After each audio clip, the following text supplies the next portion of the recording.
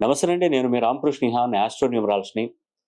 మన జీవితంలో మంచి డెవలప్‌మెంట్ గావాలి, మంచి ఆర్థిక వ్యవస్థ బలపడాలంటే రెండే 2. ఒకటి మన చేతిలో యూనివర్సల్ నంబర్ ఉండాలి. మన పేరు మంచి సంఖ్యాబలంలోకి మార్చుకోవాలి. యూనివర్సల్ నంబర్ అనేది గూడా పెద్ద పెద్ద వ్యాపారస్తులకు, ఏదన్నా మామూలుగా వైన్ షాప్ టెండర్‌లేసేవాళ్ళు, గవర్నమెంట్ టెండర్‌లేసేటువంటి వారికి, ఎందుకంటే లక్కీ లాటరీ టికెట్లు గాని, షేర్ మార్కెట్‌లు చేసేటువంటి వారికి గాని, చేతిలో యూనివర్సల్ నంబర్ ఉంటే చాలా అద్భుతాలు జరుగుతాయండి. మీది యూనివర్సల్ నంబరా? కాదా? అని తెలుసుకోవడానికి నేను గతంలో కొన్ని వీడియోలు గూడా పెట్టాను.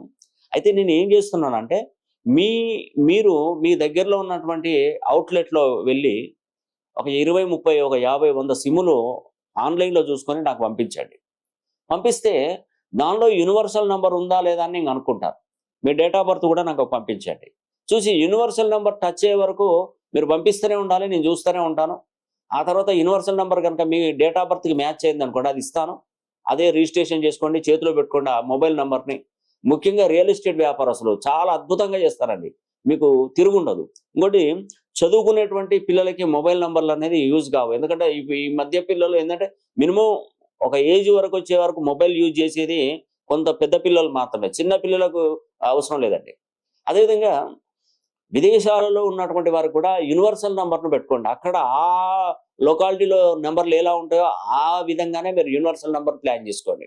దీనివల్ల ఏందంటే మీరు ఎక్కడికెళ్ళినా అదృష్టం కలుగుతుందండి. దేంట్లో మీరు ఏది ముట్టుకున్నా అది బంగారంగా మారిపోతది. అట్లా ఉంటుంది ఆ యూనివర్సల్ నంబర్ గనుక. పనులన్నీ స్పీడ్‌గా పూర్తయితాయి. ఎందుకంటే మొబైల్ నంబర్ కూడా మనల్ని ఇబ్బంది పెడుతూనే ఉంటదండి. మీరు ఎప్పుడైనా కొత్తగా మొబైల్ నంబర్ తీసుకున్నటువంటి వారు అన్ని నష్టాలైతే ఖచ్చితంగా యూనివర్సల్ నంబర్ అయ్యుండకపోవచ్చు. ముఖ్యంగానండి యూనివర్సల్ నంబర్‌ని కనుక్కోవాలంటే దీనికొక చార్ట్ ఉంటది. ఆ చార్ట్ ప్రకారం ఆ యూనివర్సల్ నంబర్‌ని కనుక్కోవచ్చు.